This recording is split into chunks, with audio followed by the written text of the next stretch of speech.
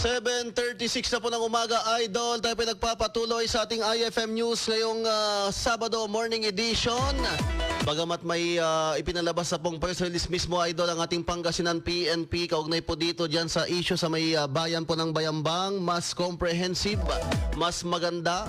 Makakapanayin po natin ng live ang ating Provincial Director ng Pangasinan PNP, si Colonel Jeff Pangid, para dito sa mga investigasyon pa po nila kaugnay dito. Pero pamatiin muna natin, Sir Jeff, magandang umaga po. Tayo live na po ulit sa IFM News. Yes, Idol Buds, good morning at sa inyong mga tagapakinig sa buong probinsya ng Pangasinan. Opo, ito Sir Jeff, paglilinaw po mula na po sa inyo kasi nagpalabas na din naman po tayo ng press release kaugnay po dito. Ano po ba yung lumalabas sa inyo pong investigasyon, ano pa man doon po sa issue, dyan po sa may Bayambang?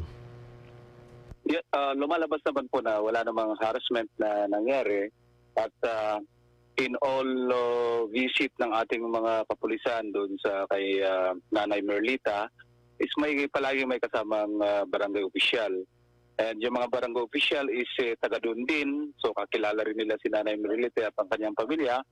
So wala naman kaming nakitang illegality o hindi magandang ginawa ng ating kapulisan.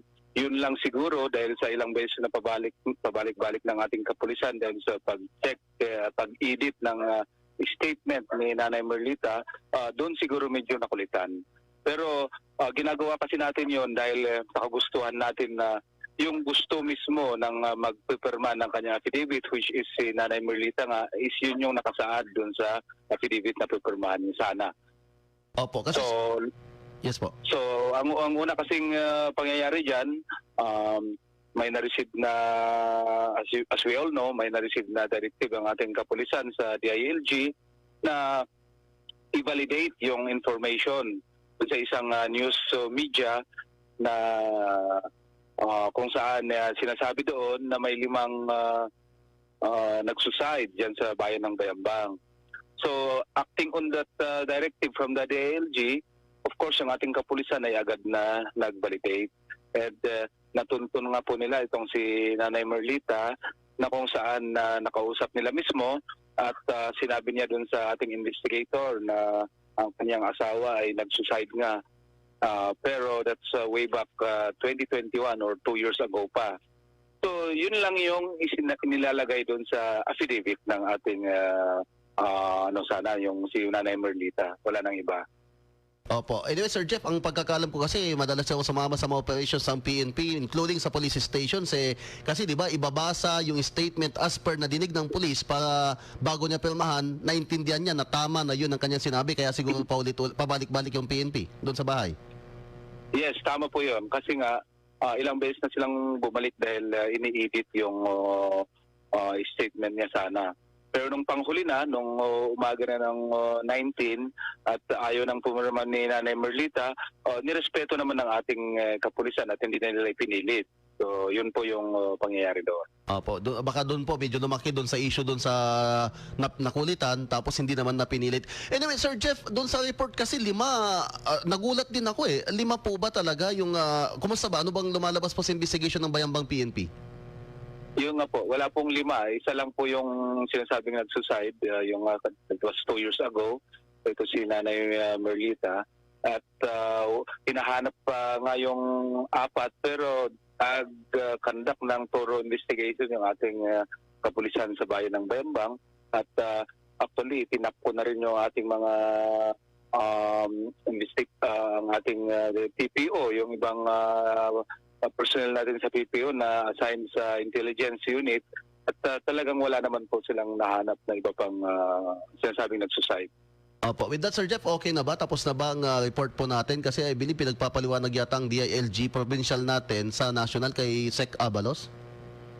Oh yeah, sa part ng PNP, wala naman na kaming ibang iimbestigahan at i-validate pa dahil tapos na po Na-validate na namin na ang sinasabing nagsuicide dahil dun sa pagkalugi sa sibuyas is itong si Nanay, yung asawa ni Nanay Merlita, pero hindi naman din nakatuon lang dun sa pagkalugi sa sibuyas, kundi dahil may mga ibang factors at si Nanay Merlita din mismo nagsabi na may na-accumulate na utang sila dahil dun din sa may partner sila na nalugi nga rin sila. So, yun yung mga factors na nakita natin. At ang pinaka-importante rito, na find out natin na hindi totoo yung lumalabas na marami nagsusite, na 5 yung nagsusite. Opo, anyway, malinaw Sir Jeff. Salamat po. Baka gusto yung sabihin po sa mga mga kababayan po natin sa buong Pangasinan. Mga members po ng PNP Pangasinan, Sir Jeff, kasi baka siyempre alam natin pag PNP hindi po maiwasan na pag nababanggit yung moral po ng PNP dito sa lalawigan ng Pangasinan. Yes, sa totoo lang po, medyo nalagay na naman tayo sa limelight, but then ang maganda rito, lagi yung kapulisan wala namang illegal na ginawa at nasa tama lang tayo. So we're very confident na eventually makiklear din ito na wala naman talagang nangyaring harassment.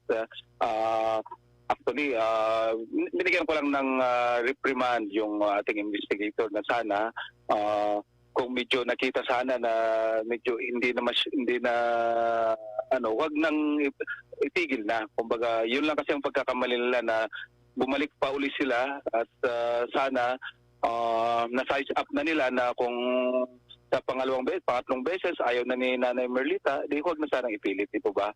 So ganun yung naging pangyayari doon na na-interpret tuloy na hinaharas nila. Pero wala pong pangyayaring harassment.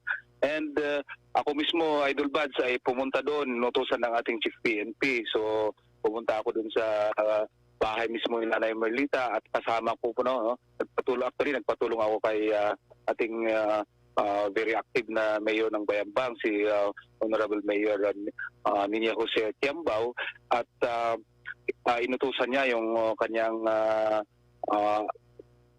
municipal administrator, si Attorney Raj, at sinamahan niya ako, kasama rin namin si Barangay Captain Manuel Ragos at yung iba pang kagawad.